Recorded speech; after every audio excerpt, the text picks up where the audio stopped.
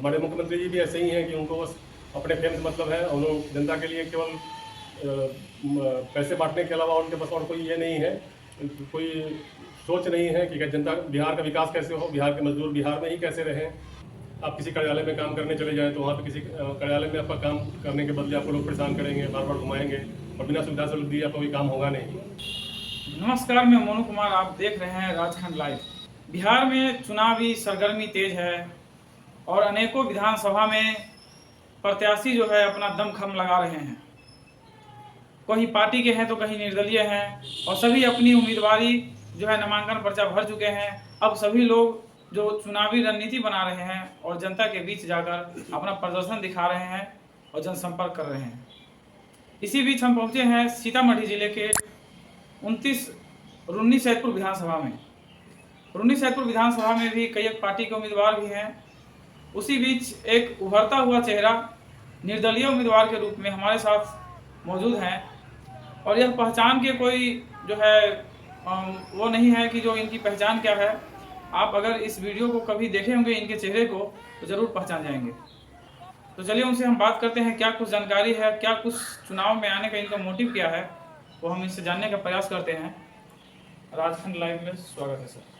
हम आपका भी स्वागत करते हैं, इसलिए करते हैं कि चूँकि आप जनता की आवाज़ हैं और हमारी आवाज़ आप जनता तक पहुंचाएंगे, इसलिए मैं आपका भी आभारी हूं और आपको धन्यवाद देता हूं। मेरा नाम संजय कुमार उर्फ पप्पू, मैं 29 रुन्नी सैदपुर विधानसभा निर्वाचन क्षेत्र से मैंने निर्दलीय उम्मीदवार के रूप में नामांकन किया है और मैं रुन्नी सैदपुर की जनता को प्रणाम करता हूं और उनको मैं चाहता हूं कि वो मुझे एक बार सेवा का मौका दें ताकि मैं उनकी जो समस्याएं हैं उनको मैं सक्रिय रूप से दूर करूं।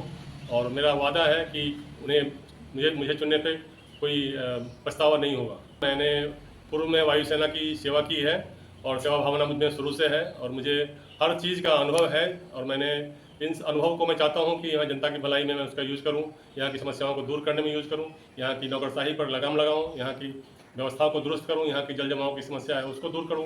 बाहर से भी अगर मुझे दूसरे देशों का भी चक्कर ला करके और यहाँ के इंजीनियर को ला करके अगर सुधार करना पड़ा तो मैं सुधार करवाऊँगा और यहाँ में बदलाव लाने की कोशिश करूँगा। पहला सवाल यह है कि चुनाव में आने का मोटिव क्या है? चुनाव में आने का मोटिव यही है मेरा कि मैं पहले वायुसेना में सर्विस कर रहा था, देश की सेवा कर रहा था और यहाँ विभिन्न राज्यों में, विभिन्न सुदूर प्रदेशों में जहाँ की लोग सोचते हैं जाने का, वहाँ भी रहा है और अपने अड़ोसी पड़ोसी राज्यों में भी रहा हूँ।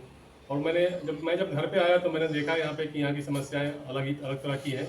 यहाँ पे जल जमाव हमेशा बना रहता है, किसान हमेशा त्रस्त रहते हैं, पानी से त्रस्त रहते हैं। पानी को उसको मैनेज किया जा सकता है लेकिन यहाँ के जनप्रतिनिधियों का कोई उसकी तरफ रुझान नहीं है, कोई किसी का ध्यान नहीं है और बहुत सारी समस्याएं यहाँ पे ऑलरेडी यहाँ पे है। जैसे कि आप किसी कार्यालय में काम करने चले जाएं तो वहाँ पे किसी कार्यालय में आपका काम करने के बदले आपको लोग परेशान करेंगे, बार बार घुमाएंगे और बिना सुविधा से दिए आपका कोई काम होगा नहीं। बहुत सारी चीज़ें हैं, जैसे विकास की ज़रूरत है, यहाँ रोजगार की ज़रूरत है। मजदूर वर्ग हमारा जो पलायन कर जाता है उनको गाँव में ही उनको रोजगार मिले, उनको इंडस्ट्री लगा दी जाए तो वो क्यों बाहर भटकेंगे। उनसे उनकी इज्जत पे भी असर पड़ता है, बाहर जाते हैं तो कोई इनकी इज्जत भी नहीं करता है। इन सब चीज़ों को सोच करके मैंने देखा कि यहाँ पे काम करने की ज़रूरत है, यहाँ बदलाव लाने की ज़रूरत है और मैंने यही सोच के यहाँ नामांकन किया कि इन सब चीज़ों पे मैं समय दे करके मेहनत करूँगा और जनता के बीच जा करके युवाओं को इन सब चीज़ों से मुक्त कराने की कोशिश करूँगा। अगर जनता का मुझे सहयोग प्राप्त होता है तो मैं जनता के लिए तन मन धन से उनकी हर समस्या को दूर करने की कोशिश करूँगा। जो रजिस्टर्ड पार्टियां हैं उनके भी उम्मीदवार मैदान में उतरे हुए हैं चुनावी लहर में, सभी अपना किस्मत आजमा रहे हैं, लेकिन इतनी बड़ी बड़ी पार्टियों के बीच आपके चेहरे को और आपके चेहरे पर जनता कैसे विश्वास करे और वोट करे?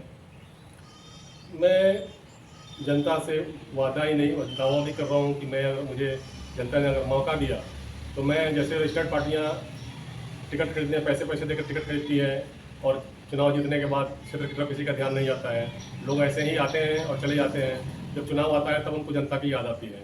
मैं वैसा नहीं हूँ। मैं सैनिक रह चुका हूँ, मुझे पता है मैं जो बोलूँगा मैं वो करूँगा।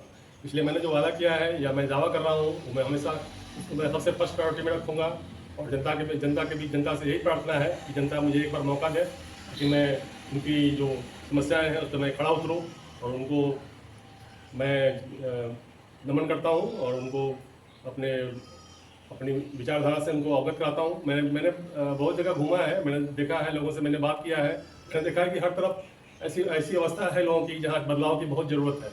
हमारे मुख्यमंत्री जी भी ऐसे ही हैं कि उनको बस अपने फेम से मतलब है, उन्होंने जनता के लिए केवल पैसे बांटने के अलावा उनके पास और कोई ये नहीं है, कोई सोच नहीं है कि जनता बिहार का विकास कैसे हो, बिहार के मजदूर बिहार में ही कैसे रहें, बिहार की जो जल जमाव की समस्या है वो दूर हो, बिहार में जो बदहाली है वो दूर हो, रोजगार भी लोगों को जहाँ घर है वहाँ पे लोगों के आसपास से मिले तो लोग क्यों भटकने बाहर की तरफ जाएंगे। इन सब चीज़ों को देख करके मैंने सोचा कि मेरी यहाँ पे मेहनत करने की ज़रूरत है, इसलिए मैंने अपना नामांकन यहाँ पे किया है। तो अभी तक आपने जो 19 सैदपुर विधानसभा क्षेत्र में दौरा किया है, जो जनसंपर्क आपने किया है, उनमें क्या कुछ यहाँ की मुख्य जो समस्याएं हैं आपको पता लगा, जो जनता को उससे अवगत कराएंगे आप, जो जनता की आंखें खुलेगी उससे? जनता को मैंने जहाँ तक मैंने अपने विजिट के दौरान सब लोगों से बात करी है, तो मुझे कुछ चीज़ें पता चली, जैसे जल जमाव की समस्या। जैसे जब पानी जब आता है यहाँ पे तो यहाँ पे वाटर लॉगिंग के रूप में फंस के रह जाता है, और जो भी तैयार फसल होती है वो डूब जाता है, किसी को इस तरफ ध्यान नहीं है। पानी जितने तटबंध बने हुए हैं, करोड़ों अरबों रुपए बांध के मेंटेनेंस के नाम पे खर्च हो जाता है, वो पैसा कहाँ जाता है कुछ पता नहीं है, कुछ क्रियात्मक कार्य नहीं होता है। उन पैसों को अगर सही से विकास में योगदान किया जाए उसका, तो उससे बहुत सारे लोगों का भला हो सकता है।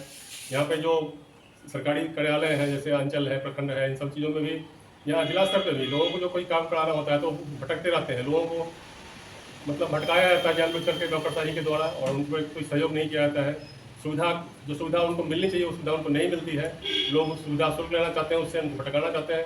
तो इन सब पर मैं आते ही मैं कोशिश करूँगा कि मैं इस पर लगाम लगाऊँ और जब मैं परिवर्तन का शुरुआत करने वाला बनूँ।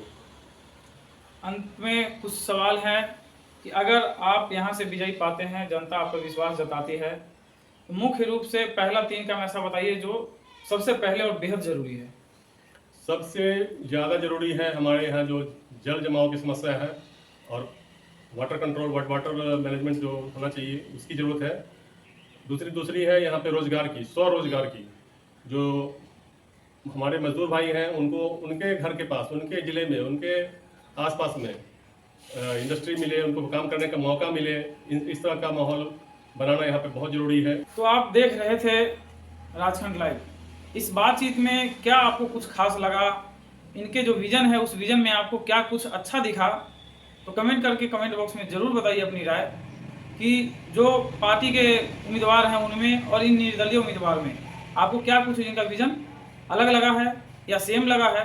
अपनी राय ज़रूर बताइए, और अगर इन पे जनता विश्वास करेगी तो उसके आगे जो इन्होंने बताया अपने काम की हम इस तरीके से काम करेंगे, इस सभी चीज़ों को आप कैसे देखते हैं, अपना राय जरूर दीजिए। तब तक के लिए धन्यवाद। देखते रहें राजखंड लाइव।